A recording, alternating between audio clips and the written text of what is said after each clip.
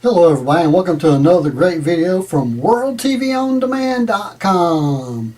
And I know today's Friday and it's the weekend and you guys want to go out and buy a new TV. Well, buyer beware. You got to educate yourself before you go get the TV. What do you want the TV to do for you? I mean, look at all these TVs. You got Samsungs, you got LGs, you got Element. I mean, you got all kinds of TVs. How do you know which one to pick? You know, one's got $96 off, $125 off. There's a few things that you want to look for when you're buying a TV. First thing you want to do is ask them if you can see the remote for the TV. And you want a remote that has some functions on it that you can, that you can use, like selecting a channel or something. You get so many TVs nowadays that are similar to this. And all it does is volume up and down and turn the power off and on, and that's it.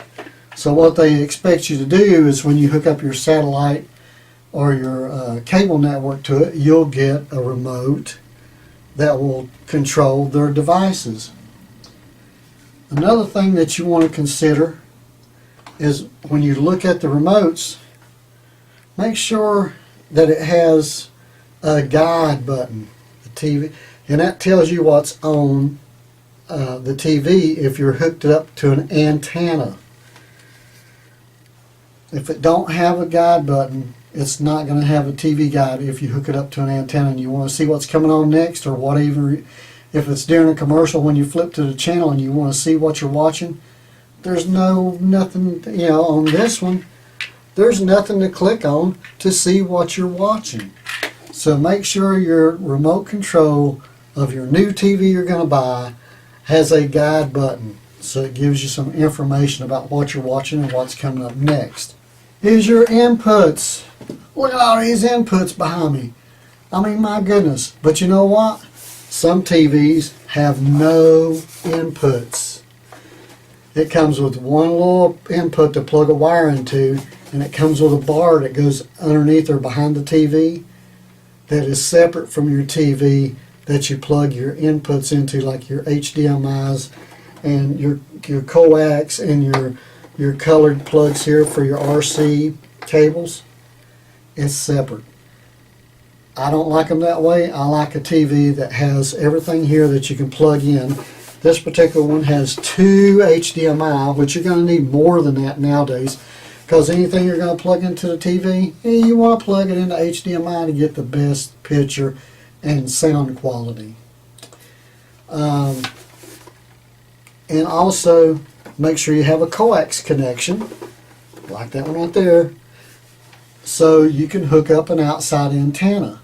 So no matter what service you have, whether it's cable or satellite or DSL or whatever it is, you want to make sure you have that connection so you can hook up an antenna. They make real nice antennas you can put right behind the TV that you can scan for your local channels and get your local news and weather and local channels that you can watch local stuff, which is going to include ABC, NBC, CBS, Fox, the WB network, a lot of good channels. In the Orlando area, we're up to 80 channels with an antenna. Now, last but not least, is if you get a smart TV that has a lot of apps on it, just buyer beware. I mean, apps are good. It's just like the apps on your phone. They're good. But when you get all these apps, if you're going to use them, they're all going to cost you, $5, $10 a month, maybe even more. Depends on if you get a premium package. So you want to make sure that you have HDMI, you have the coax connection, you have plenty of both, so you can hook up more than one device to your TV. And then you want to look at picture quality. Now, if you can, go into a store that has the same show showing on all the TVs, so you can look at the picture quality and pick out a picture that you like.